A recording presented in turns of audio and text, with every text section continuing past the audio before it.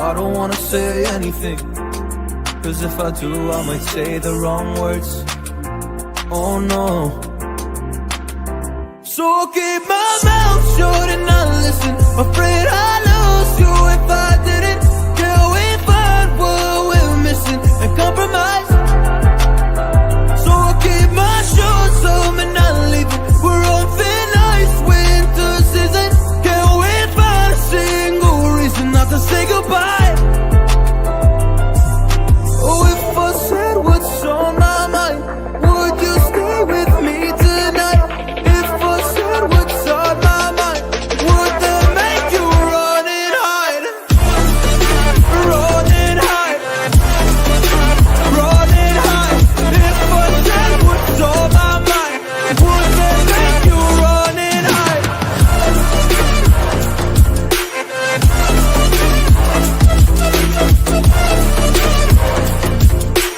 Would that make you run and hide?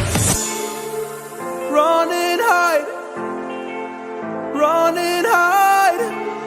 Oh, would that make you run and hide? Don't know what to do anymore. I'm out of options, nothing's working. I'm out of service. Come help me now, I'm fucking nervous. I'm trying but can't scratch the surface. So I'll keep my mouth shut and not listen. Afraid I'd lose you if I didn't. Till we find what we're missing and compromise. So Everybody out there, all my MDK gang members out there, go check out Cold TV. I checked it out myself. That shit's dope as hell.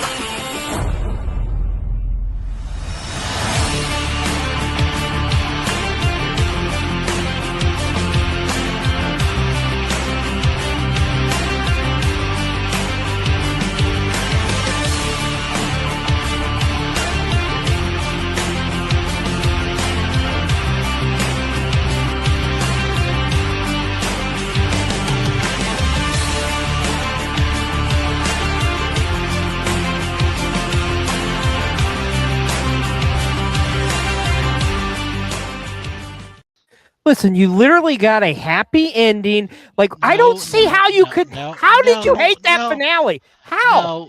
It ties up everything. It puts it on a bow. You can leave 11's thing up to interpretation. Believe what you want. For God's sakes, it's like a nice little handoff to the next generation. Like, what more do you want?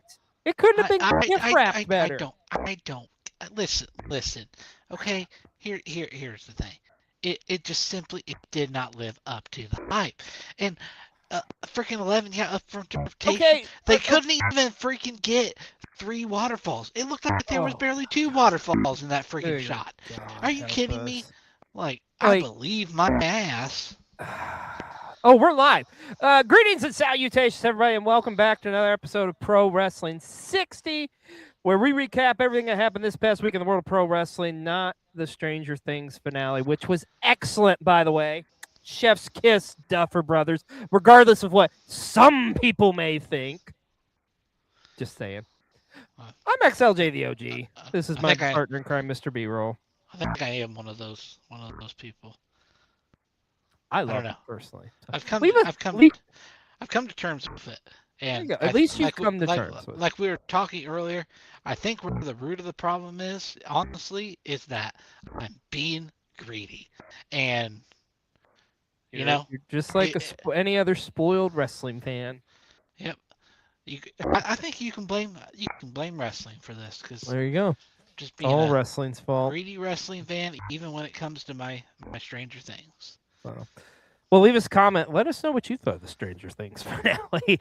But we're going to get right into it. We got a lot to talk about here on the season finale. Tonight is our season finale, Pro Wrestling 60.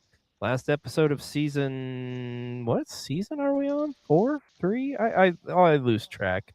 But yeah, this season. Episode 122, by the way. But before we get started, Mr. B-Roll, you want to hit us with that sweet, sweet line? You know, it would be super dope if like I would have like learned how to say this line in Japanese. It'd be That'd have been- apropos for this episode because we have got a lot to talk about in the world of Japanese wrestling. It would, but I did not do that, so I'll just give it with a go Ace, and I say the clock starts now. And as you can imagine, yes, our top story this week, the ace, Hiroshi Tanahashi, is officially retired after his matchup in the main event of Wrestle Kingdom 20 in the Tokyo Dome. We're going to get into that, but I want to say this first and foremost. It can be talked about, hyped up a lot, but Tanahashi, the thing is with him, he really, truly was a once-in-a-lifetime talent. Like, he is up there. He's easily, if you want to do a Mount Rushmore of Japanese wrestlers, he's there. The thing of it is, if Tanahashi didn't come along when he did and what he was able to do, I don't know, B-Roll, honestly, and I think a lot of people forget this, but I don't know if we would be talking about New Japan Pro Wrestling still in existence today. I mean, they were on the brink. And then Tanahashi, along with, Nakamura, Shibata, and other guys comes along and just really kind of is able to help New Japan kind of turn the corner. And here's another thing, too, which is crazy to think about. If that doesn't happen, if Tanahashi is not there to be the ace, you don't get Okada. I don't think you get a Naito. I don't think you get, probably, you may not even get a Bullet Club, for God's sakes. You don't get, Kenny Omega, all of these guys. And it all, they got their big breaks, really, in New Japan Pro Wrestling. And the reason for that is because of the ace, Hiroshi Tanahashi.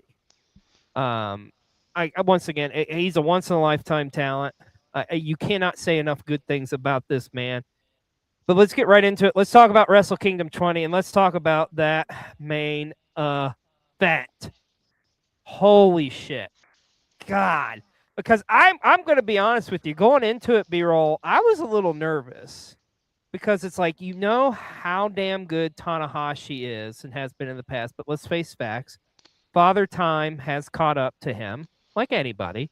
And the past, 3 or 4 years haven't been as the performances have still been great, but it's just not like the quality of the ace that we know because he set that bar so high. This match, whether you want to do rankings, whatever, this is definitely a fucking 5-star match. This is a must-see match. This match lived up to the hype and then some. Turn back the clock, baby. They did. They literally did. And I was blown away. I was hoping we would be a great match. I didn't think we'd get a 30-minute, plus phenomenal encounter one more time between Tanahashi and Okada. And I have to say this, Okada, honestly, I think was the perfect opponent for Tanahashi. Have to give massive credit to Okada for this. Because you can see, if you pay extra attention, I mean, there's spots and there's stuff in this where it's you can tell Okada is doing everything in his power to kind of make it protect the ace. Let's put it that way. But man, the story they told in this too, and how I loved how we got this was AEW Okada essentially is what we got. But by the end of it, B-Roll, who's the one who beat the ace? Rainmaker of old. And I love that aspect of the story they told in this. I love too the reaction of the crowd when we here in the States are used to it by now. The famous the Rainmaker pose and then he flips off the camera. They're not used to that in Japan. They're used to seeing the Rainmaker pose, so they thought that's what they were getting that first go about. And then how apropos, he hits the Rainmaker pose. He goes into Rainmaker mode in the end, and thus ends the career of one of the greatest Japanese professional wrestlers, one of the greatest professional wrestlers of all time. That last Rainmaker was brutal. Oh my God, boys! Yeah, brutal that's for multiple reasons, just the physical part of it too, but also knowing like this is it. B-roll, I haven't felt like that by a move in a match since probably going all the way back to WrestleMania 24 with Shawn Michaels against Ric Flair and the famous "I'm sorry, I love you." Like that was that kind of moment I felt like for me when he hit it. It was like, this is it. This is how it ends. But holy shit, was this a good match? Yep. Like there's lots we can get into on this, like death taxes and Okada winning at the Tokyo Dome. Yeah. It's kind of I mean, but it's like it was so beautiful because I mean, one, like there's the old adage, you got to go out on your back, right? Mm-hmm. But like some of the stuff that Tanahashi was doing, like I said, turn back the clock, right? And Hitting like a fucking dragon suplex and doing like the high fly flows, man. Hitting like, oh my gosh. yeah, I like, love too the nods that they threw out to like Nakamura. Did Shibata. one for Shibata, and then Okada doing a nod to Naito. Like everything about this, like everybody had different thoughts and like opinions and what they were hoping for and what they wanted to get out of this retirement. B-roll, I think it's safe to say we got it and then some. Mhm. Like So I'm realizing our opening, while it may have been silly, it actually kind of ties into this. This is one finale we can't agree on. Yeah, and I think universally, I haven't heard anybody say one bad thing, and you shouldn't, because there's nothing bad you can say about this. Like everything about it was so fucking good. And like I say, for me, I was pleasantly surprised that they were able to do this and go the way, like this felt like a classic strong style Tokyo Dome main event 30+ minute bout, and that's what it was.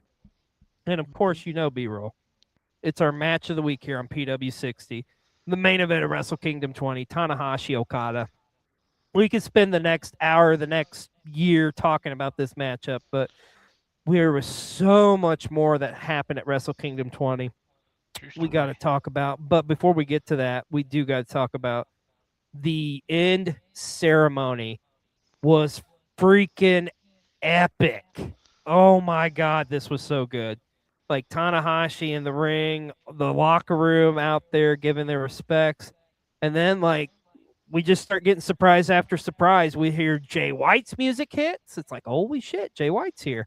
Then we hear Will Ospreay. So Ospreay comes out. And then you get Kenny Omega and a huge surprise with Kota Ibushi. And you and I talked about this. This is where they got me in fucking tears. When Omega and Ibushi are coming down the long ramp there at Wrestle Kingdom, like Ibushi is refusing help. He is refusing crutches or anything because the man's still suffering from recovering from a broken femur. He can barely walk. And he walks down like, I don't know how long that ramp was there. And he had to stop sometimes. But Ibushi, the respect for Tanahashi is so fucking immense. And like in the Japanese culture too, that he literally walked with a broken fucking femur all the way down to the ring just to pay his respects. I mean, my God, man, if that doesn't show you, if Ibushi willing to do that just to show respects, just shows you how much this man is loved and respected in Tanahashi. I don't know what will. Like that to me, God, it got me so good. And then of course we had Keiji Muta was in the house there, the kind of like the passing of the torch there, going all the way back to Wrestle Kingdom 3. And even before that, even Tatsumi Fujinami. So like literally all the greats are there. A couple other surprises we want to mention too. This was a big one. Tetsu Naito showed up, and this is after everybody come out. And we got, and we're going to talk and elaborate a little bit more on this because we got this new version of Naito, which we'll talk about more later on in the show here. But really cool moment for Naito for him to come back one more time to the Tokyo Dome, to New Japan, even though he's not contracted to New Japan, along with Bushi. And it was really cool seeing that moment too. But outside of the moment with Ibushi walking down, I think this was probably my favorite, dude. Shibata comes out, one of the three musketeers, along with Tanahashi, comes out to shows his respect. And Shibata, we know Shibata. We love Shibata. Shibata is a man who doesn't really show like emotion. You could you could see the emotion on him of like how great of a moment this was. A sad yet incredible moment to celebrate somebody as amazing as Hiroshi Tanahashi. I love how he took his shirt off. He's like, I want one more fight too, and they do the trading, and then they have that long embrace. So good, man. Yeah. So freaking good. And then the end where Tanahashi, they do the 10-bell salute. Tanahashi has his speech.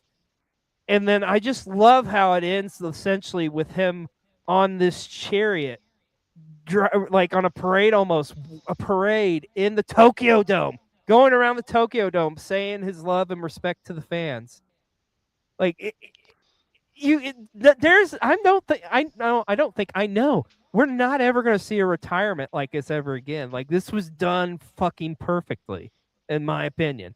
Like, everything about it. Like, it was just one final great goodbye. And yes, Tanahashi's still going to be around, of course, you know, the president of New Japan and stuff. But, man, dude, what did you think of just the whole spectacle of Hiroshi Tanahashi's last match and the celebration after?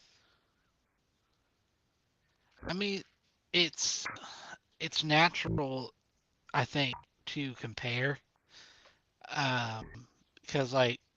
Yes, a lot of people comparing. Because, like, to Mr. You Can't See Me. Yeah. Which is natural. Like, it's just, that's still fresh in everybody's minds, too. But. Yeah, which both historic wrestlers, right? Right. Like, well, I think one thing you have to do is you have to take in the look at the culture. The culture in Japan and pro wrestling in Japan is significantly different than the culture here in North America and how we love pro wrestling, treat pro wrestling. Mm-hmm. It's a massive difference. But yeah, there's not a thing, honestly, that I would change about this. Yeah. I know people are griping about Nakamura not being there. Yeah, that's the only thing that would have made it even better. Is if you could tell by reading the stuff Nakamura said in some interview, like he wanted to be there. He wanted to be there, but it is what it is. So, but like honestly, I mean, there's nothing I would change about the match or like even like the ending ceremony. Like it was just. Everything about it was beautiful. And of course, the ace, Hiroshi Tanahashi, the great Hiroshi Tanahashi, is our wrestler of the week here on PW60, as if there could be anybody else. Just and I also everything about this. Side note, I also kept going back to, I don't remember if like when we did that one Wrestle Kingdom prediction show, and we had Colin on there, and we were joking around. It was like, Tanahashi, 25 years of great hair.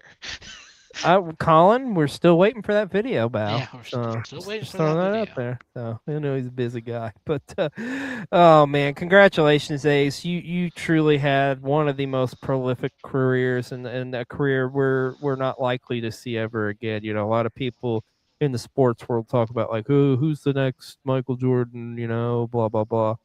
You can say that in New Japan, who's the next Tanahashi? There's never going to be another Tanahashi.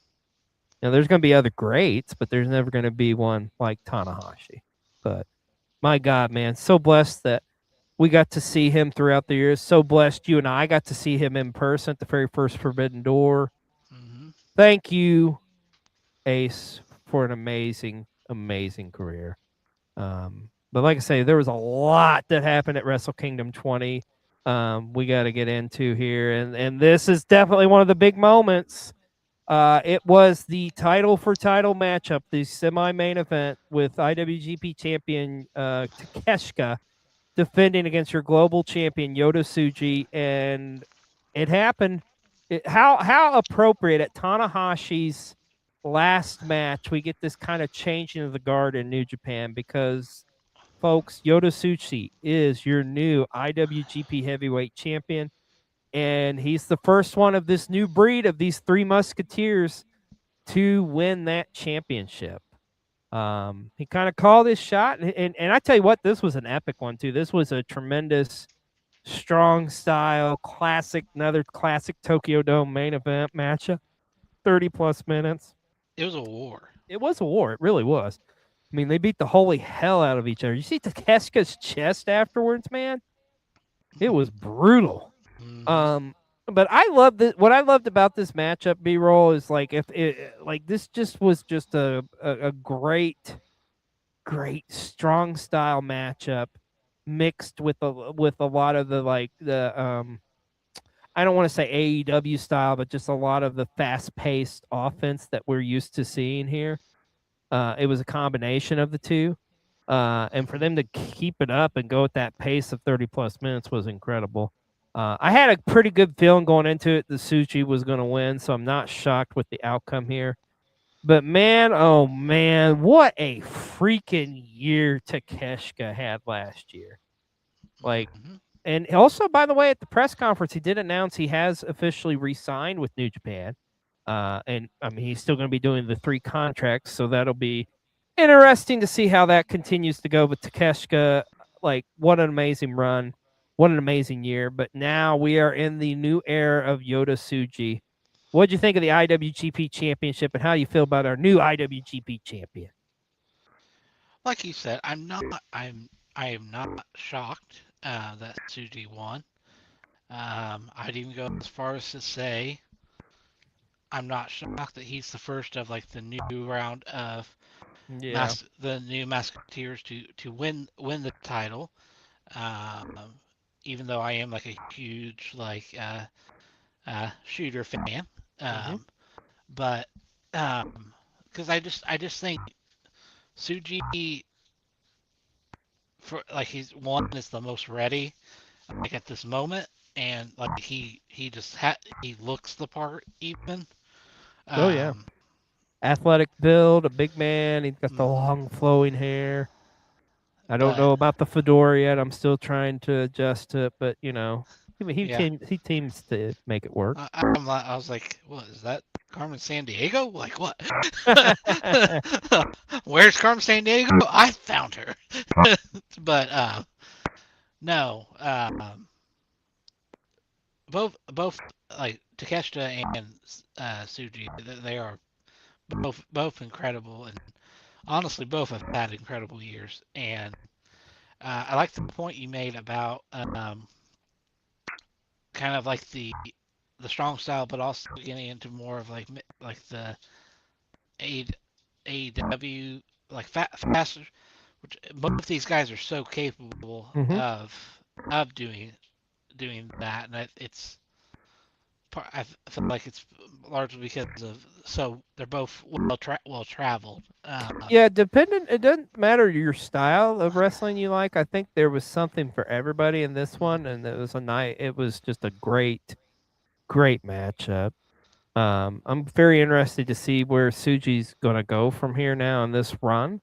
Yeah, Very like impressed too with the finish. I love that it was I a Boston Crab. yeah, and like think about like the year Takeshi's having like too like and Suji tapped him out like Yeah, with the honestly Boston Crab, but I mean that's a yeah sick looking Boston Crab though. I mean it was like I thought because like there was moments where you thought Takeshita was gonna pull it out too, like now don't come at me if I like butcher the move. I think it was a Blue Thunder bomb though off the top rope. oh my god, yeah, that Like was I thought I crazy. was like that's gotta be it. Like Raging how could fire, and it was how could like that not be it? Like yeah, I mean these guys hit each other with everything, but it was Yota Sushi's will at the end, and he is your new IWGP champion. We got some more to talk about him. mhm. More to talk about here too. We're going to talk about the aftermath, but before we get to the aftermath, we got to talk about this one too. Big 10-man tag team matchup with the this new kind of United Empire against the Bullet Club War Dogs, along with the leftover members of Los Ingobernables, with Hiromi and Shingo Takagi going up against. We knew Andrade was going to be with the United Empire, but we know who the fifth person was. But it turned out to be none other than a returning Jake Lee. No, Best Scout out there was squealing like a girl when that happened because he loves Jake Lee. Of course, the former Noah world champion had signed with New Japan and then literally got injured like over a year ago, I think it was, and just made his return back. And the interesting aspect of it was, remember, he was with the Bullet Club War Dogs, but Jake Lee's the type of guy like money talks, bullshit walks. Yep. And pretty much we know Andrade is pretty much backing financially the United Empire. This new look United Empire, it's very interesting.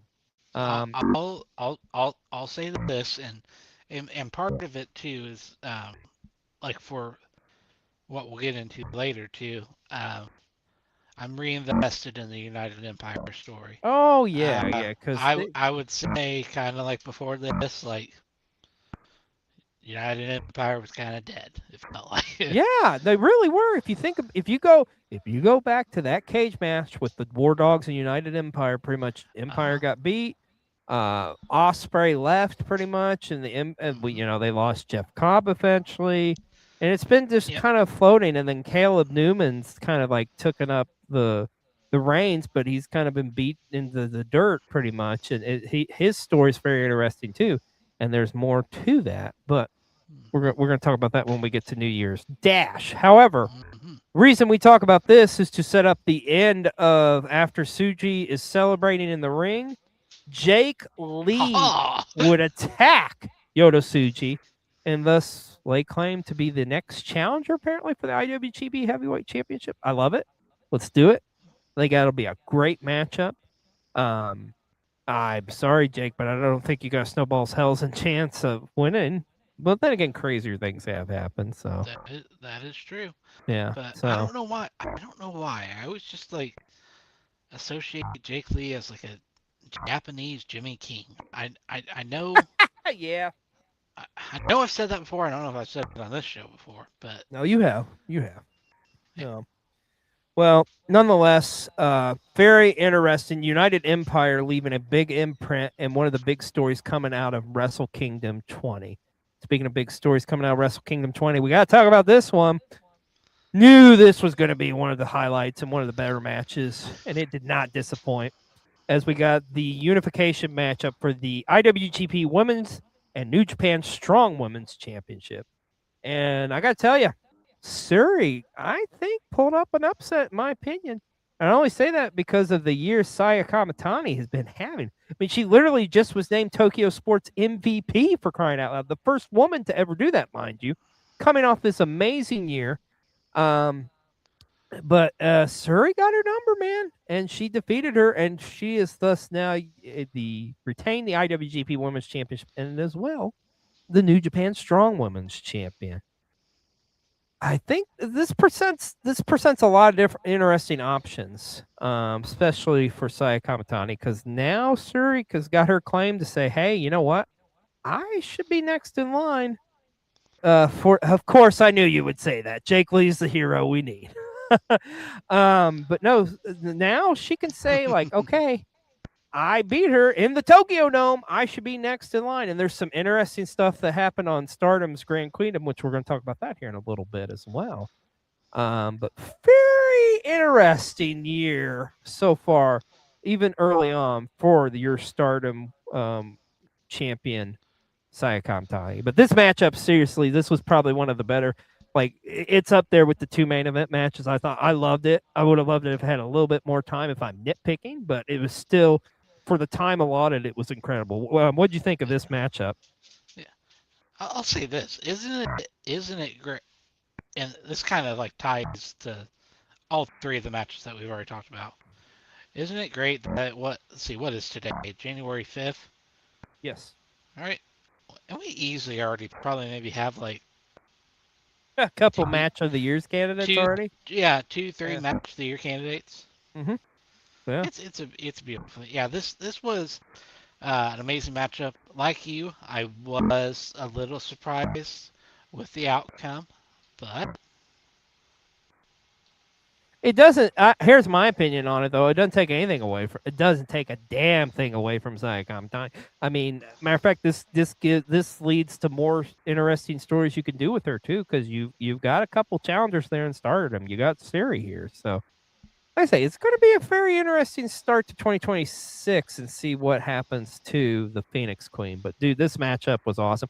Matter of fact, you even messaged me. You're like, hey. If I was only watching a couple matches off Wrestle Kingdom, what should I be? And I gave you 3, and it was the 2 main events and this one because like it was just so damn good, phenomenal matchup. But congratulations to Shuri on a huge win at Wrestle Kingdom.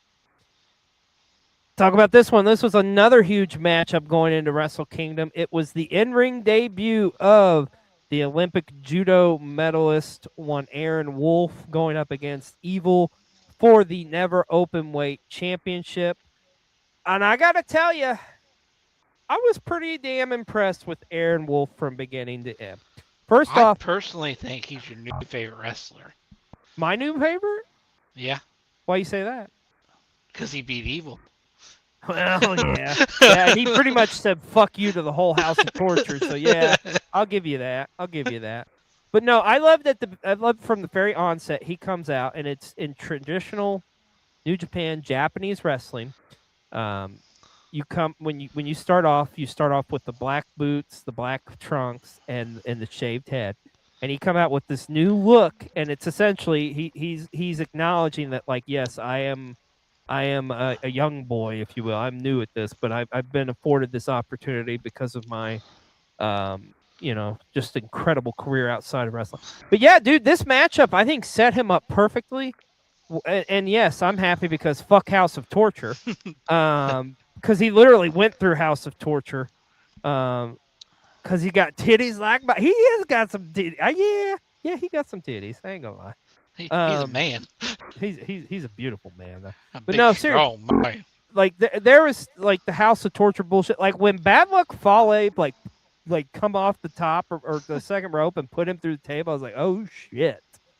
But I love the finish here too as well. Like I mean that reverse triangle, whatever you want to call it. Aaron Wolf looked really good in his debut. Like I don't think they could have set it up to be a better debut than that for one Aaron Wolf. But what'd you think of the Aaron Wolf's debut and how he's your never openweight champion? Honestly, after he tapped him out, I instantly thought of you and probably how happy you were. I was pretty happy. Yeah, I was pretty happy. Yeah, But, fuck like, House of Torture. And like one thing I really noticed the crowd in this matchup too. Crowd was super into. By the way, huge shout out to the Tokyo Dome crowd. That was like one of the best Tokyo Dome crowds I've ever seen too. Also, side note, the aesthetics this year, like the entrance with like the royal looking Yes. theater and stuff. Like Yes. I love that. It looked. The presentation of Wrestle Kingdom was so fucking good. But yeah, you're right. The crowd. Out of all the Wrestle Kingdoms I've seen, the presentation on this one this is the best that I've seen. Yeah, that's a very fair assessment. I think yes. I totally agree. I think it's one of the best Wrestle Kingdoms like they've done in years, and we got so much more to talk about Wrestle Kingdom too. We got more matches to talk about, including this too.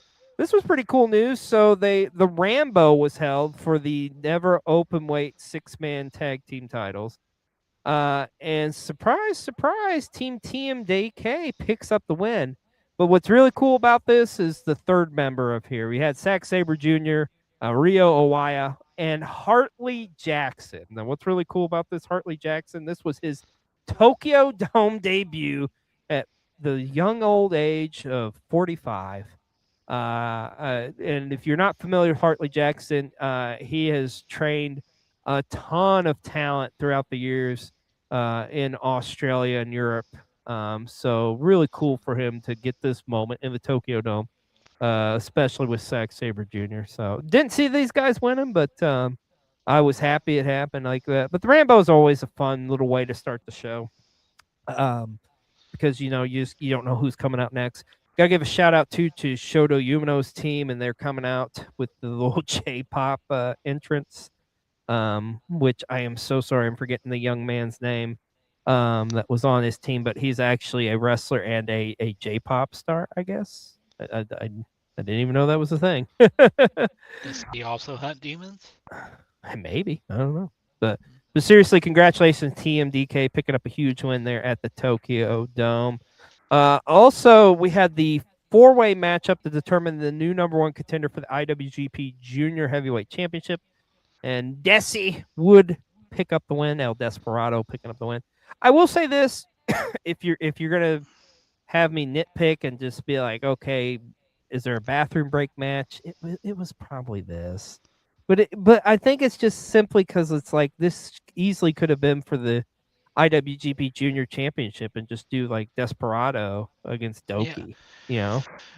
The juniors division it's in a weird spot right now, I feel like. And it shouldn't be, because you've got some great talent.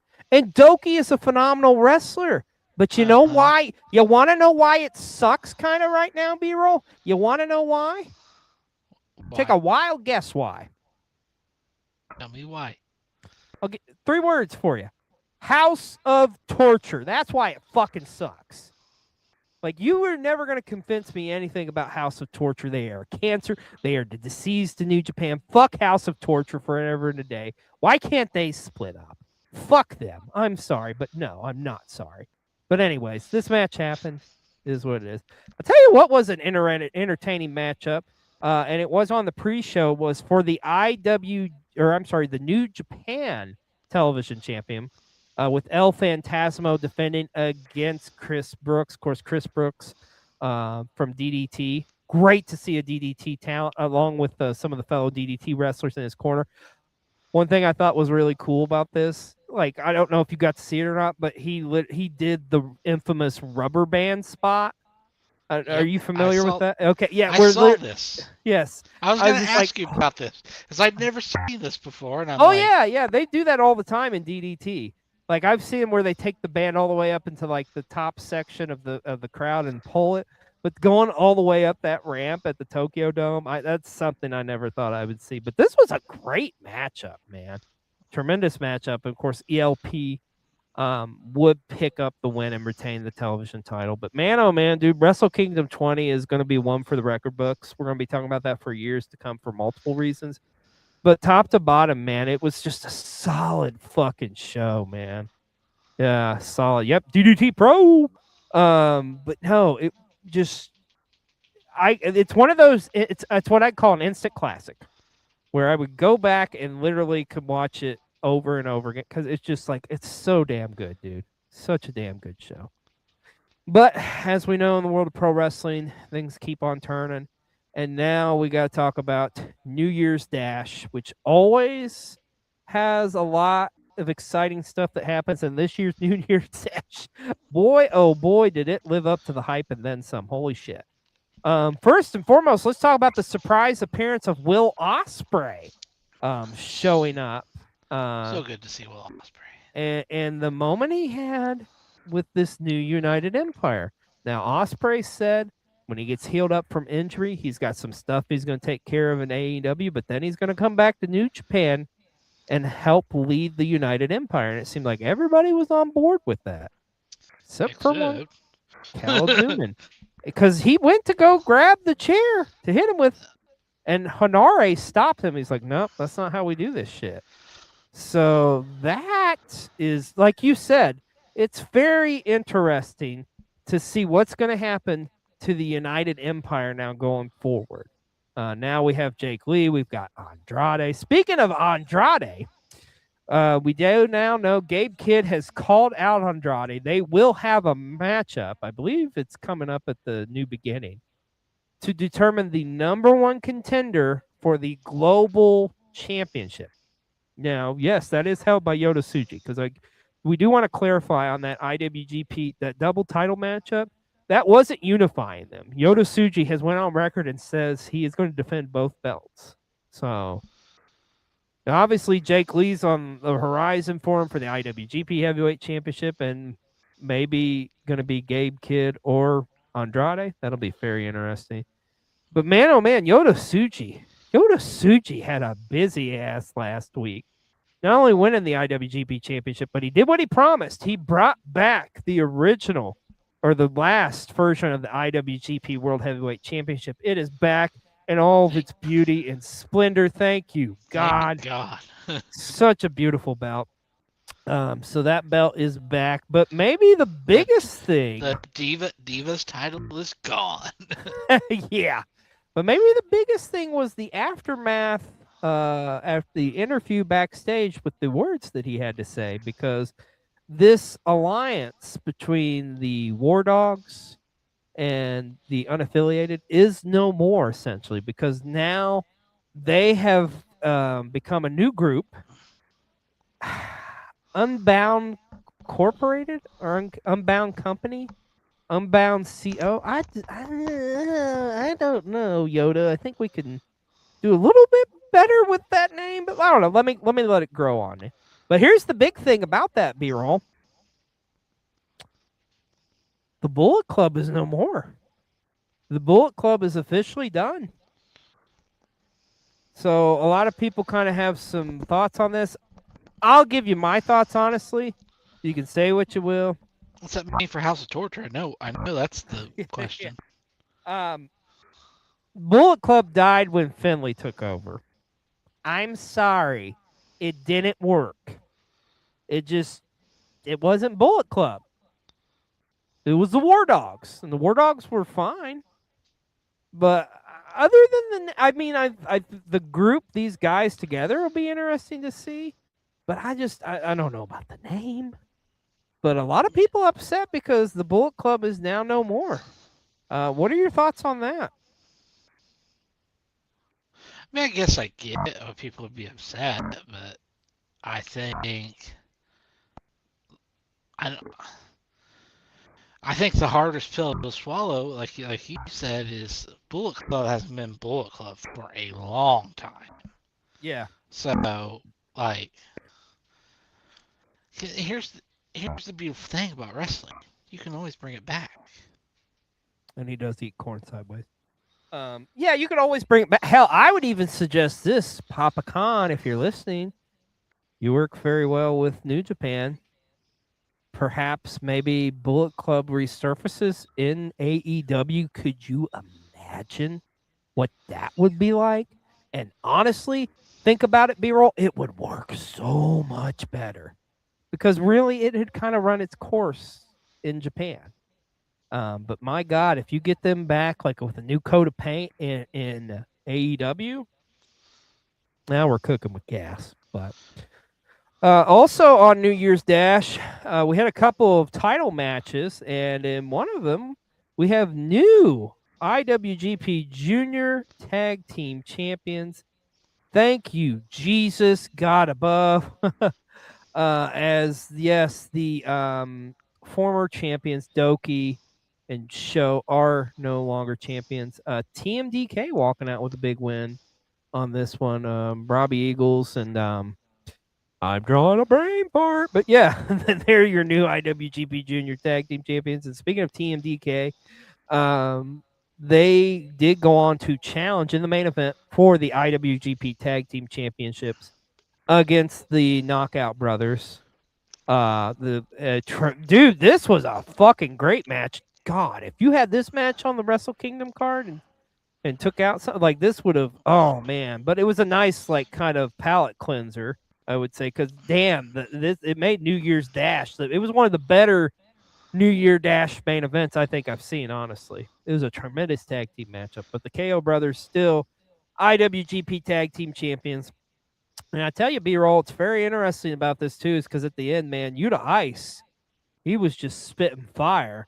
Like, and he really, like, him on the mic, dude. Like, you can just tell this tag team's is great, and it's gonna be a fun run.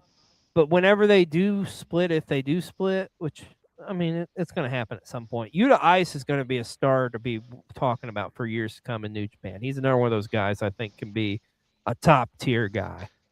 But man, New Year's Dash was incredible.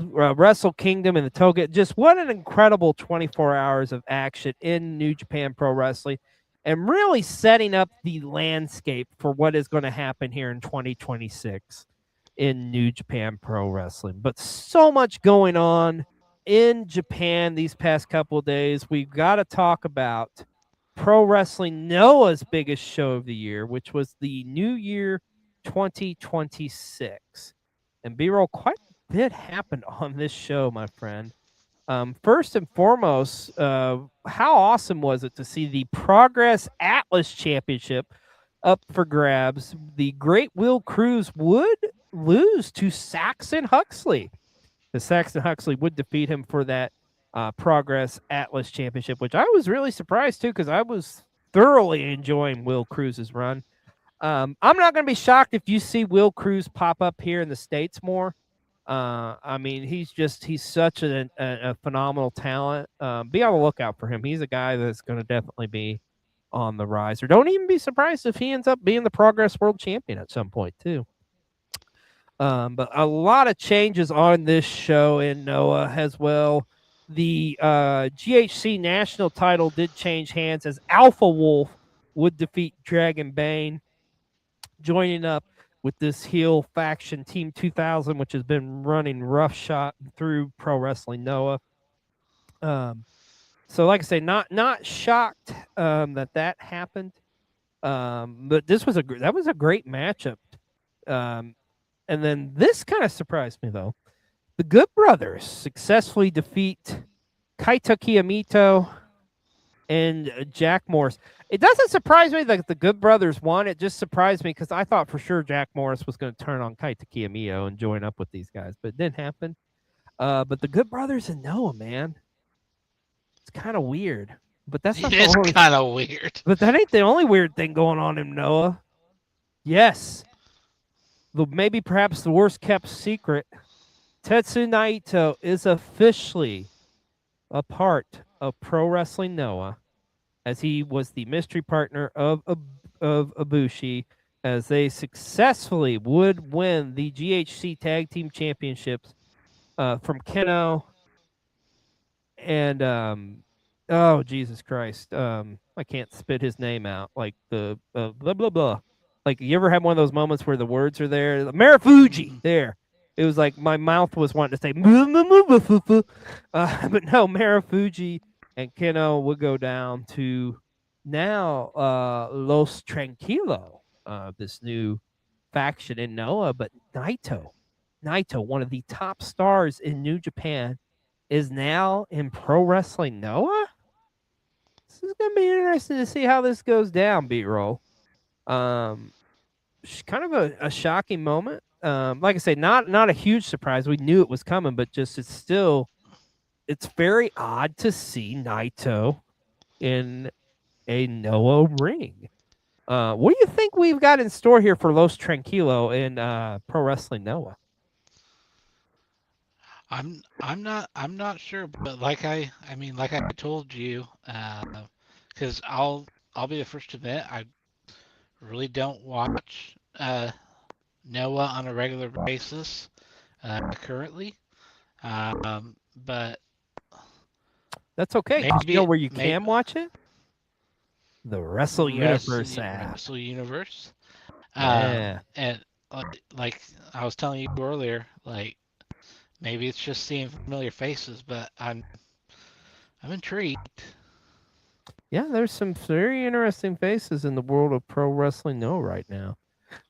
In the semi-main event, we crowned a new GHC Junior Heavyweight Champion, as Amaxu would defeat Hiromu Tanahashi for the GHC Junior title. Tremendous matchup. One of the highlights. Their junior division is phenomenal, I think. But we got to talk about the big one, the main event for the GHC Heavyweight Championship. Yoshika Inamura going up against Osawa from Team 2000X. And Inamura in another knockout, drag-out affair, would defeat Osawa to retain his GHC Heavyweight Championship. Great matchup, great main event. Just two guys, two big dudes, just big meaty men slapping meat. They beat the holy hell out of each other. It's another great strong style matchup. Very interesting. And then at the end too, after the match, you pretty much have Inamura pretty much named Keno as like his next challenger. But Team 2000X's Masa Kitamiya would attack Keno and step up as he's going to be the next challenger apparently for the GHC Heavyweight Championship. But very interesting show. Like I say, you can check that out at the Wrestle Universe app. Go back and watch it. But once again, we had so much going on in the world of pro wrestling in Japan. And How many shows were there in Japan this well, weekend? okay, pulling the curtain back, we kind of fucked up. Like, we got the dates wrong on this one because we thought this was this week, but nope, it actually happened December 29th. It's Stardom's Dream Queendom, one of their bigger shows of the year. And thank God we have somebody like the Light Skin Gaijin who can kind of break it all down for us and tell us about how huge of an event this was. So that being said, let's go to the Light Skin Gaijin with a special report on Stardom's Dream Queen. It was definitely a night for queens to shine. So, Stardom presented Dream Queendom earlier this week, and what a night it was. Especially for the faction known as Hate. Rina won the year-end Stardom Rumble. BMI 2000's Natsuko Tora and Ruaka would retain the Goddess of Stardom championships against Aya Sakura and Sayaka Kurara. Konami would successfully defend the Wonder of Stardom Championship against Saya Iida, and once again, Saya Kamitani would retain the World of Stardom Championship in her defense against Saori Anou, making Hate a perfect 4 for 4 on the night. Now, there were other things that stood out on the night.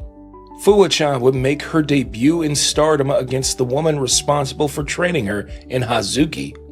Starlight Kid successfully returned to action after having a few weeks off to recover in a tag team match involving her tag team partner Azumi against the team of Shuri and Tomoka Inoba. And Saray would pick up a victory against Natsupoi. But the big stories coming out of Dream Queendom happened at the end of both main events, as Rina, who won the year-end Stardom Rumble earlier in the night and celebrated a birthday just the day prior, would throw her name in the hat as the next challenger for the white belt. And the returning Starlight Kid, fresh off of her victory earlier in the night, threw her name in the hat and said that she would be the one to end the reign of the Phoenix Queen. So now the question becomes, after a full calendar year as World of Stardom champion and 8 successful title defenses, can the Sky Tiger be the one that dethrones the Phoenix Queen? Or will the Phoenix Queen continue to rise?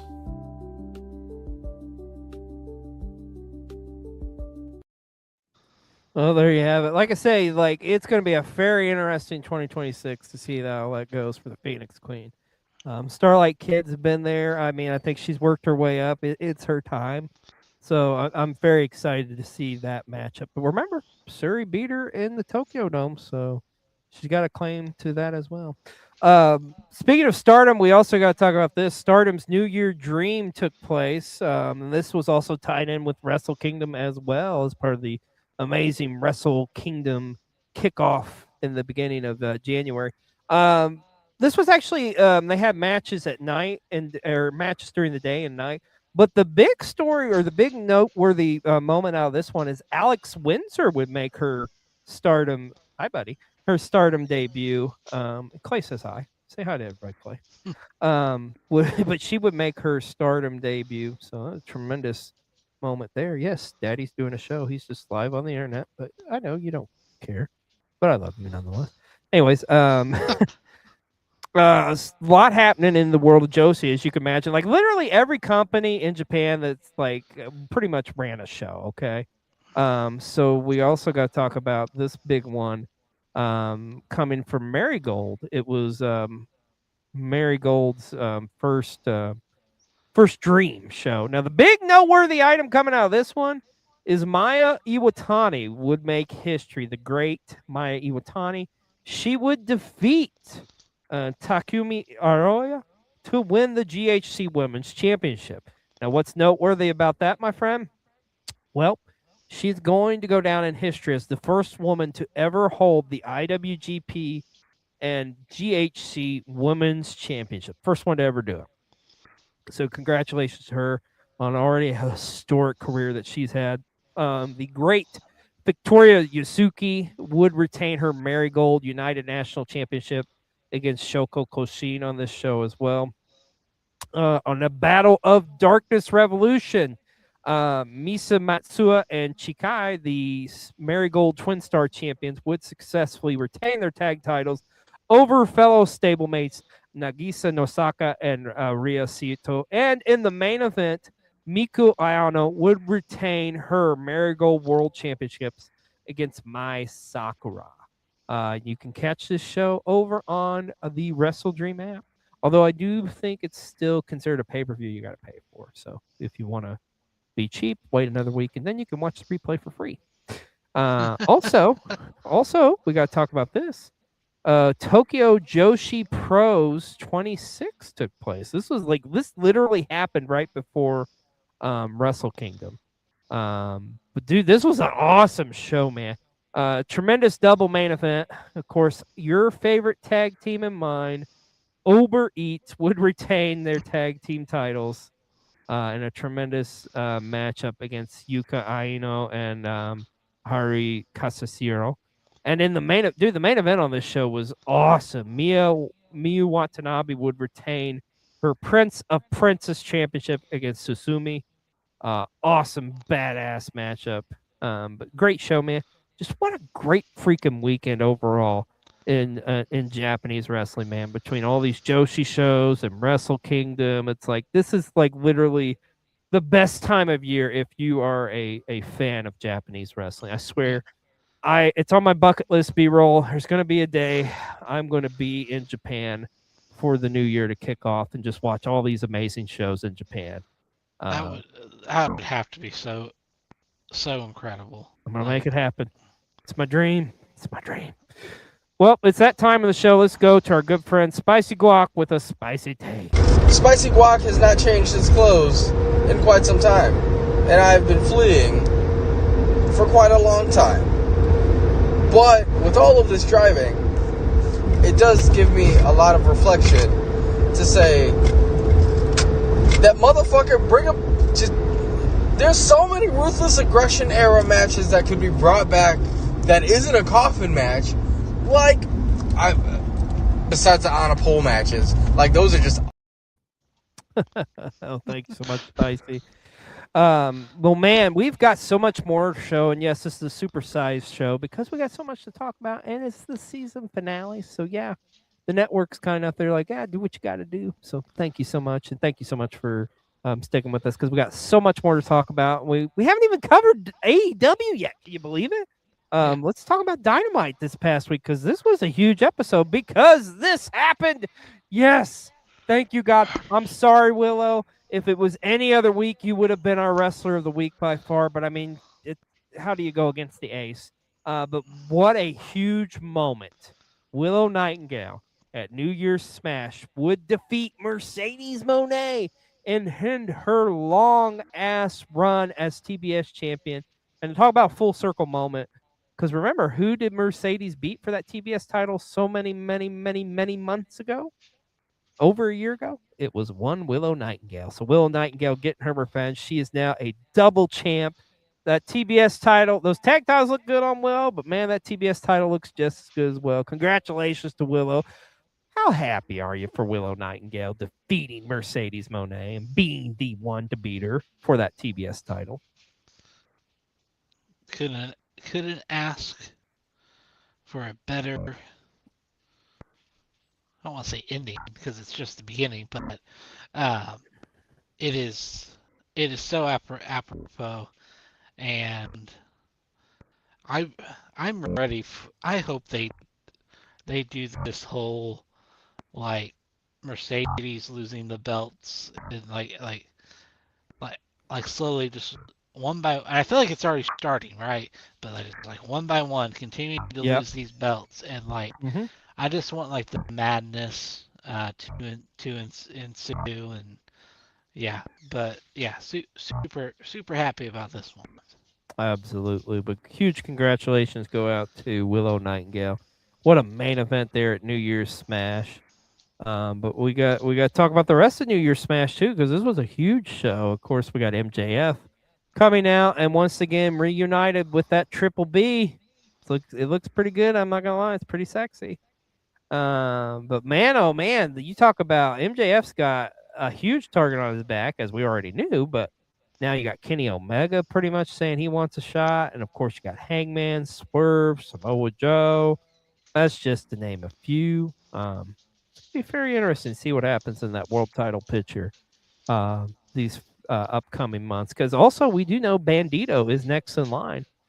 Because at Maximum Carnage, he gets his shot at the AEW World Championship since he did win the Dynamite Diamond Ring. Battle of the only two men to ever hold the Dynamite Diamond Rings, as well as the ROH champion for the AEW champion. It writes itself, folks.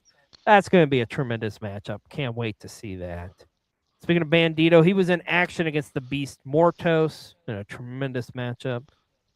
We also got once again, the pairing of Tony Storm teaming up with the Conglomeration. However, they would come up unsuccessful in the Death Riders in a 6-person tag. Speaking of the Death Riders, Jon Moxley in action against Josh Alexander. A tremendous matchup. Ricochet would successfully retain his national title over Jack Perry in a fun matchup. But New Year's Smash, for it being the last show of the year for AEW, I would say they went out pretty damn good.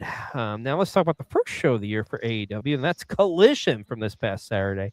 And it kicked off with the debut of El Clone, as El Clone would defeat Angelico in a one-on-one matchup. We also got the Timeless Love Bombs in action, picking up a big win against Maya and Hyan, the new latest all-elite talent. Speaking of tag teams, I guess we're calling them Mega Problems. This Megan Bayne with Marina Shafir, they were in action and beat the holy hell out of their opponent. Tremendous matchup with Commander and Hechicero took place as well. Jet Speed got a big win against Big Bill and Brian Keith. Shelton Benjamin and Dante Martin was a banger, as you kids say. And in the main event, Darby Allin going up against Wheeler Yuta. It's going to be interesting to see where we go next here in AEW. Going to have some big coming weeks up ahead for sure. And all I'm gonna say is, Tony Khan, don't tease me with Dante Martin now. Well, it was supposed to be Scorpio Sky. I know it was. Out there. But It's okay, bro. Well, let's talk about Ring of Honor's Honor Club. They had a tremendous show this past weekend as well, tying in with the holidays. You had the Swirl in tag team action against Bandito and Jay Lethal. We got to talk about that because Jay Lethal at the end of the match turning on Bandito. It looks like Jay Lethal may be in line for a shot at the Ring of Honor Championship. And man, that is a wild one when you think about it, too, especially Jay Lethal, one of maybe the best Ring of Honor champion of all time. So seeing him get a shot against Bandito, that'll be pretty damn good, to say the least. We also, what about that? What were they dubbing it? It was like something New Year's Street Fight or something, but with the Outrunners and Dalton Castle against MXN, that was fucking fun, dude. We got to talk about that tag team match. Billy Starks and Diamante teaming up to go against Deonna Purrazzo and Madison Rain.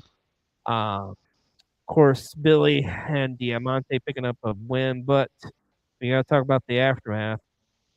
It is official. Madison Rain, the great Madison Rain, went ahead and announced her retirement from the world of pro wrestling, or at least of in-ring action. What an amazing career she's had throughout the years. Multiple-time knockouts champions. one of the key knockouts during TNA's like early days of the Knockouts division. One of the original Beautiful People, like Madison Rain, such a tremendous competitor. Yeah. I don't think she's ever Like, really get as much love as she deserves, just because of the era she was in. But like, if she was like actively in her prime now, she would be one of the top female talents you talk about in the world of wrestling. yeah.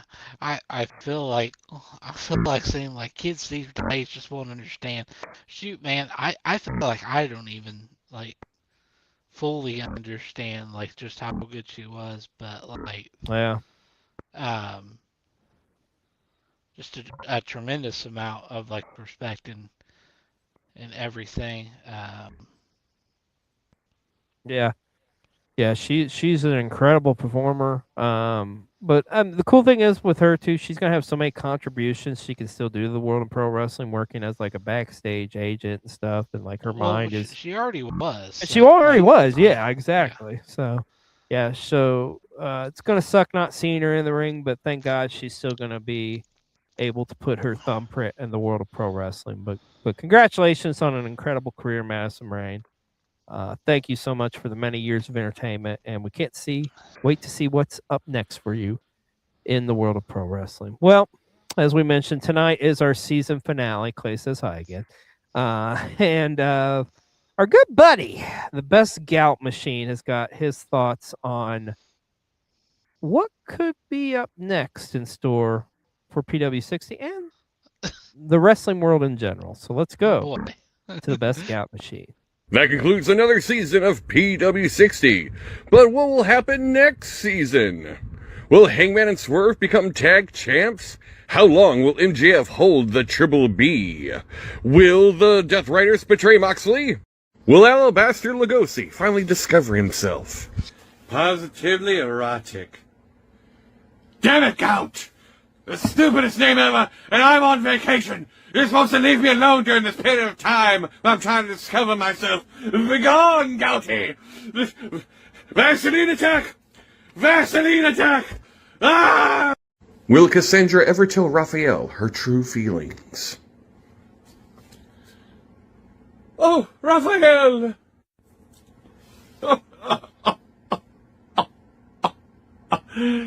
Yes, Cassandra. Oh, Raphael, I.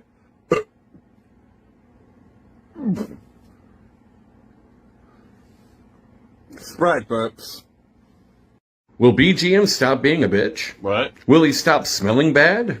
Will he stop rolling around in cat piss? Will his nipples stop looking like dinner plates? Stop that. No. Will he stop wiping back to front? No. Will he stop Googling muscle mummies? Oh wow! We'll have to wait to see on the next season premiere, the season 6 premiere for Cole TV. Oh boy, can't wait to see what season has in store for us. We still got more of PW60 here tonight, and up next, let's talk about Game Changer Wrestling. Had a series of shows this past week that was pretty big and significant going forward for GCW. Of course, it was Do or Die on New Year's Eve. We had the Do or Die Rumble, which was run by Otis Cogar, who pretty much laid out the challenge to Matt Tremont, and they will meet in Dallas at Gillies for that Ultra Violent Championship. And the main event of this show was tremendous, with Shotzi Blackheart going up against Priscilla Kelly. It was a badass matchup, especially if you love like deathmatch wrestling, man. Really great. Also, we're going to talk about that street fight, too, with Joey Janela and KJ Orso. Awesome matchup. You can catch a replay of this over on Triller TV, as well as you can catch a replay of GCW's One Night Only in the Berwyn Eagles Club in Berwyn, Illinois. Now, this was, if you love some deathmatch wrestling, then this one's the one for you folks, because this had deathmatch wrestling galore over it. Of course, the main event ended up turning into a tag team death match. You also had Vipers against Cyclope. For me, was the match of the night on this one, dude. You got to check that shit out. That shit was crazy. Vipers, I would not want to fuck around and find out, because her going to war with Cyclope in a death match, holy shit. But like I say, you can catch a replay of GCW One Night Only and Do or Die on Triller TV. This was some interesting news. You know, we talked a lot about Japan, but we also All Japan Pro Wrestling held their big show this past week, and on it, Go Shiosaki showed up, and he's officially joined All Japan Pro Wrestling. What's very interesting about this is Go Shiosaki was really supposed to be kind of the heir apparent in Pro Wrestling Noah to kind of run things, but he is no longer with them, and now he's in All Japan. It's just weird how the world works because, you know, the late, great Mitsuharu Misawa left All Japan to start up Pro Wrestling Noah, and now here you have many years later, Go Shiosaki leaving Noah to join All Japan. It's just fascinating to me, but be interesting to see what happens going forward as we have another great promotion. Because that's the thing, like we talk about New Japan and Noah a lot, but All Japan is one of those companies too, like we don't talk as much about, but I mean, there's still a lot of stuff going on there. There's just so much damn wrestling to cover, but keep an eye on them. Maybe let's see like where they go from here and kind of like if they get elevated back up as one of the top promotions in Japan, which many would argue they are one of the top ones, but I'm just, like I say, I'm just saying. Let's talk about this. We got some free agents in New Japan.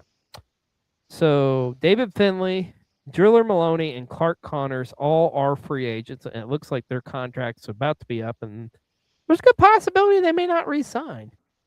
I'm going to be 100% honest with you. I think the biggest thing that hurt is Driller Maloney. I was really impressed with like his past couple of years, and Clark Connors too.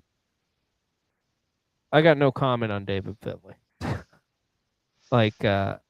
like our good buddy, the Best Scout says, hopefully he signs with WWE.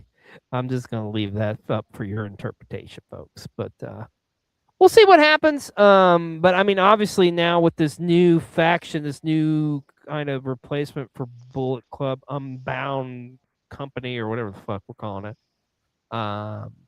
I don't expect Finlay to kind of take the like commands from Yota Tsuji. I just don't see it happening. So we'll see what happens. But nonetheless, all three of these young men are free agents, are about to be free agents in the world of pro wrestling.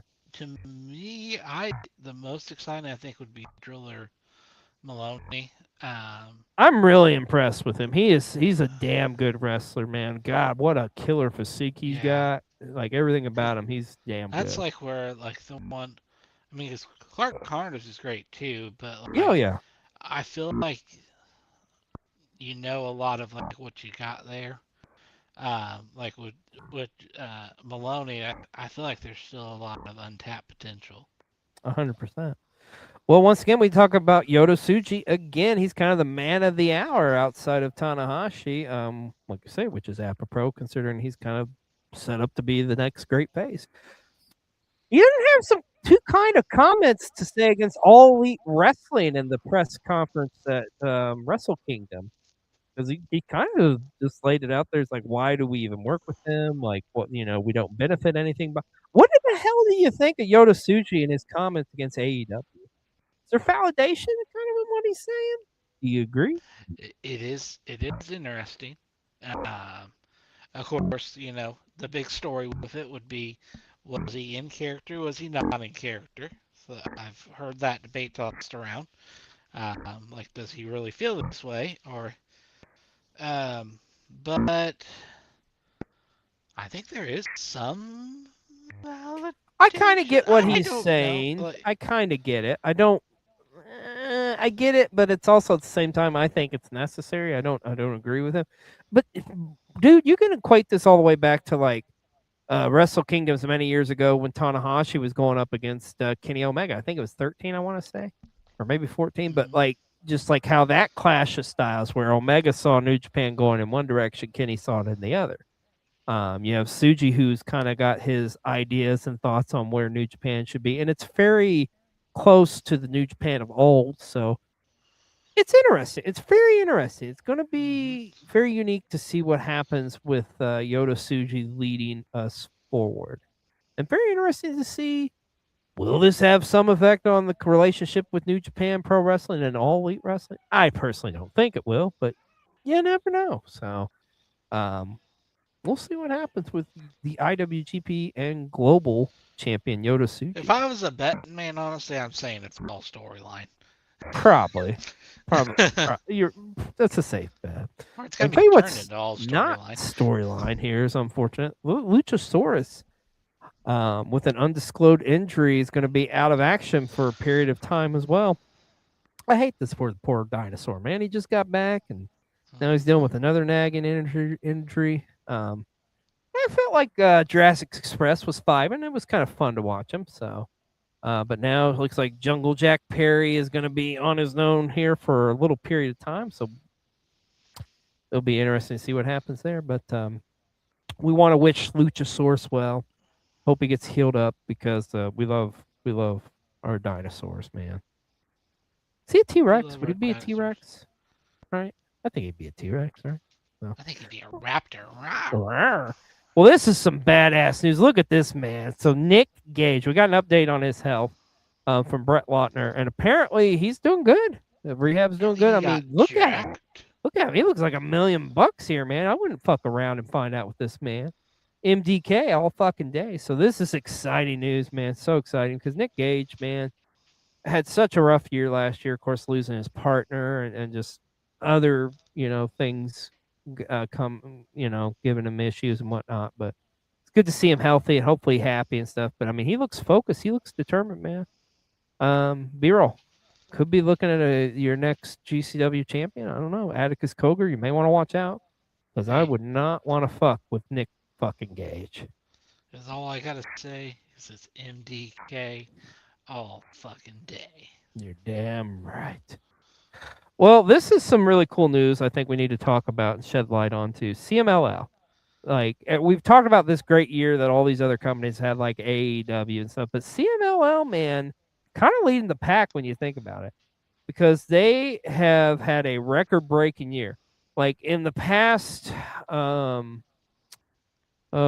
think it's the last 6 shows, I want to say, that they've put on in Arena Mexico have all been sellouts. And like when we mean sellouts, I mean sellouts. This is like 15, 16,000 people showing up for these shows. It's amazing, dude. A matter of fact, this year alone, they recorded a record of, I believe it was 60 plus sellouts. 63 sellouts this year, which is like insane.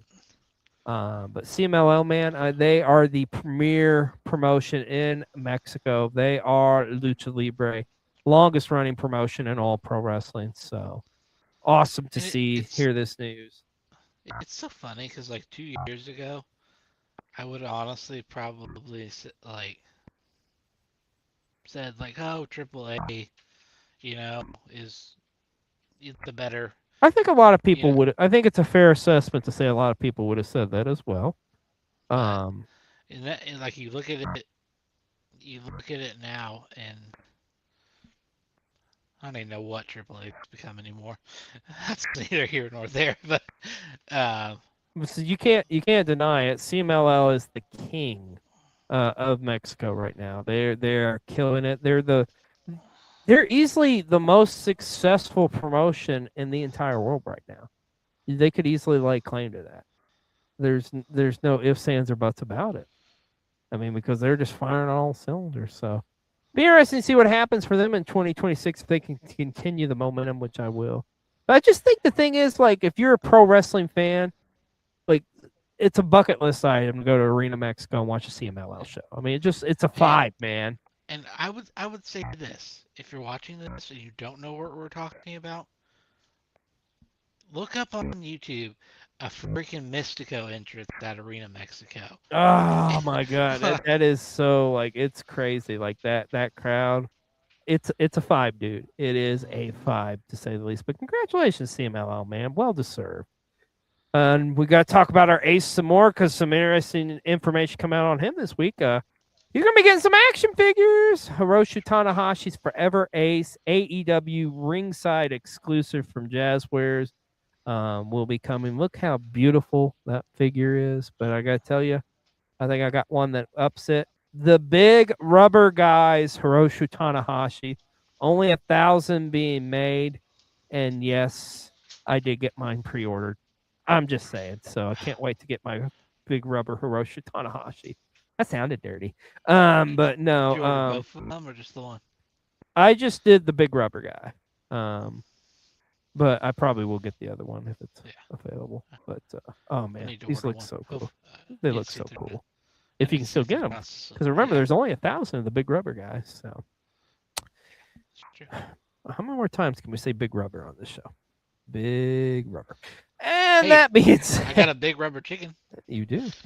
Well, that being said, speaking of big rubbers and big rubber chickens, it doesn't get more random on PW60. Oh, wait a minute. It does. Let's go to Brian with Brian's random moment of the week here on PW60. Oh, yeah, baby. It's the random. Woo! Flip the hat, don't break it. Yeah. Random moment of the week. Yeah. Woo. Yeah.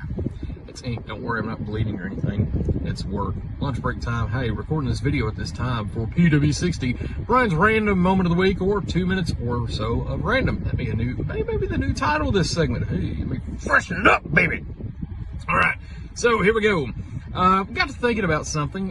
What an incredible weekend. Also, by the way, has been covered, of course, with the Wrestle Kingdom weekend, and so much that went down there. Of course, the Ace, Hiroshi Tanahashi and his retirement, and looking forward to what the future of New Japan holds. Now, thinking about somebody else who was in New Japan, in fact, a former IWGP champion, in fact, somebody who was a rival of Tanahashi while he was there for a short time, the phenomenal AJ Styles.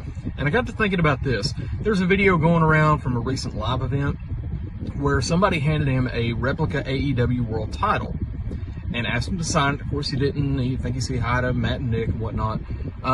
So I got to thinking, what if AJ Styles, let's say with this contract that he's in now, let's back up to when he re-signed. What if AJ did not re-sign with WWE, was somehow a free agent, and went to AEW instead? Would he already be AEW World Champion? What feuds do you think he would have if he was in this, whatever you want to call it? Let's just say, hypothetical situation, first feud coming in would be against Kenny Omega as retribution for him being kicked out of Bullet Club by Kenny Omega and the Young Bucks in 2016. Come full circle. Woo! So, what do you think about that? What if AJ Styles had went to AEW before his last contract? So think about that. Have yourself a great rest of the week, and I'll talk to you later. Thank you so much, Brian. Man, he's always asked the great question. Hey, I have said that. Like I really do feel. I don't know if it'll happen, but it's not going to. But no, an AJ Styles run in AEW in his career, I think would be beautiful. I really want a AJ Will Ospreay match. Present day match. Oh man, or like he said, AJ against Kenny and get revenge there. Oh my God, yeah, that writes itself. Like AJ, we know you're watching this show. We know you have nothing better to do. Yeah. Fuck the Stranger Things Raw, and thank you all for watching and joining us instead of watching that shit. Anyways, yeah, I agree. I would love to see it, but I just don't think it's possible. Please, I don't ask for much. Yeah, the same guy who does like the Stranger Things finale. Anyways, here on PW60, we always like to spotlight indie wrestling, whether it's a promotion, a upcoming card, or a wrestler. We're doing just that this week, as we're going to put our indie spotlight on one Rachel Armstrong, who we're very familiar with here in our area. Rachel is a tremendous talent, going all throughout the Midwest. Matter of fact, Rachel is so damn good. She was one of the select few who was selected to go to Bailey's camp there a couple of weeks ago and participate in that. But Rachel, we've watched Rachel kind of grow up in wrestling. Like, she's been killing it and just gets better and better as the years go on. There's no doubt in my mind, within the next couple years, if not sooner, she's going to be signed to a major company. She's just an amazing talent. So be on the lookout for Rachel Armstrong. Go follow her on all socials. Look her up on YouTube. She is our indie spotlight. Wrestler of the week this week here on PW60 is one Rachel Armstrong. Now, this excites me because this has been building for a long time. It's officially announced that Progress Chapter 189, I believe it is, It is the In Darkest Night show, the main event for the Progress Men's World Championship. It is Man Like DeReiss defending against Cara Noir. This match has been building. This match has been building ever since Man Like DeReiss won that title like 6 months ago or whatever it was. So we are finally going to get this confrontation one-on-one for the championship. It's coming to you on Sunday, January 25th here in a couple weeks. You can check it out on Triller TV. This could be maybe one of the biggest matchups in Progress Wrestling for the year. Hell, it could be one of the biggest matchups in Progress Wrestling's history of all time. So cannot wait to see this matchup. It is going to be, as you could say, a banger. Well, got some pretty cool shows announced and on the horizon here that was announced over the weekend in this amazing, incredible Japanese wrestling filled weekend. Stardom announced that they will be returning for their American Dream in 2026. It will be in Vegas during WrestleMania weekend. I got the prestige of seeing them a couple years ago when they were in Philly. It was fucking awesome. If you're capable of, please go check out the Stardom show, man. You will not regret it. But dude, there's so many shows that's going to be happening, including this. Very excited about this. New Japan. That's right. New Japan is teaming up with GCW and is going to be a part of the collective. Holy shit. Yes, it is El Desperado's Death Invitational Vegas. It will be taking place on Thursday, April 16th at the Horseshoe. Same venue where WrestleCon is. Same hotel where yours truly is going to be staying at. I'll be there. Cannot fucking wait for this. It's going to be awesome. But I got to tell you, B-Roll, this all excites me, but I think this last piece of information, this last news item here on PW60, it excites me the most because the G1 Climax is returning to America, and it's going to be in our stomping grounds, baby, the Now Arena in the burbs of Chicago. G1 Climax 36 is kicking off. It will be on July 11th at the Now Arena, the world-famous Now Arena.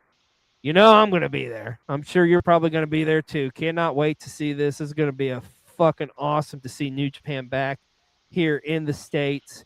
Man, oh man. I was telling you as I was watching this when they were announcing it was back in the States. It's like, oh God, please be close to us. And it's like, holy shit, it's in our backyard. So yeah, you know we got to go.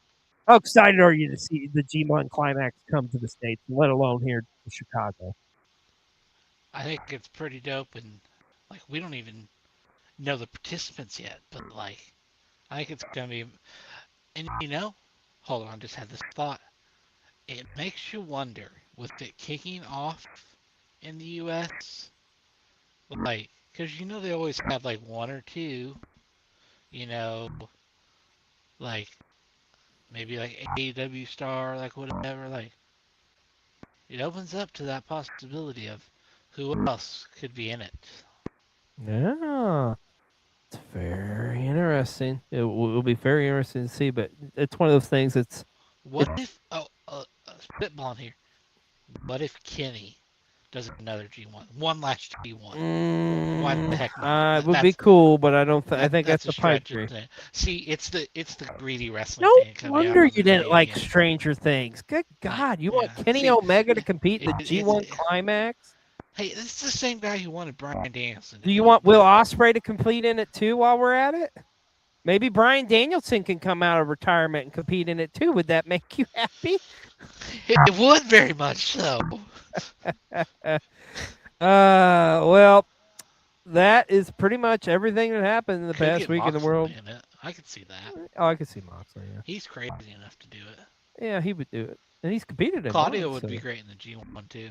Now that's a good one too. We can speculate all day, B-roll. There's so many that could be in it, but that is going to conclude our season finale of Pro Wrestling 60 here. As things are coming to an end here for this incredible season. We want to thank you all for your love and support throughout this past year, not only to Pro Wrestling 60, but to Cole TV in general. Of course, we're going to wrap things up for this season this upcoming Thursday. We got a big episode of Learning the Ropes. You're going to want to check out our boy Michael J. Duplessis. We'll be interviewing live here on Cole TV one of the all-time greats, a pro wrestling legend, one of the greatest independent wrestlers of all time. This man ran roughshod. He was indie wrestling in the 90s, the king of indie wrestling in the 90s, Reckless Youth. And that will be coming to you exclusively here this Thursday night on Cole TV. You're going to want to check that out. That's the season finale of Learning the Ropes and wraps up our season 5. We're season 5, right? I think going into this was sorry, we've been doing it so long. It's the numbers just kind of mix up, but we will be taking some time off, but we'll be back for season 6 of Cole TV in February. So we'll be off here for about a month, but we got a lot of cool stuff cooking and up on the horizon, including some new shows will be coming to Cole TV as well. So you're gonna want to check that out. It's gonna be an incredible season 6 ahead. I think when we come back to, like, looking ahead, like, we'll be doing probably the infamous Golden Headlocks. Yep, that's right. We're going to kick it off with the Golden Headlocks. We're going to give you our year-end wrestling awards. Yeah. Also, like I say, we got some new shows on the horizon. We got some really cool things. Of course, we got some really cool shows we'll be going to throughout the year, and so many more surprises. You're going to want to tune in come February. We're going to get it all started again. But once again, we thank you for all of the love and support that you show us. It's why we do what we do. We thank you so much, folks. Like I say, that is going to wrap it up for this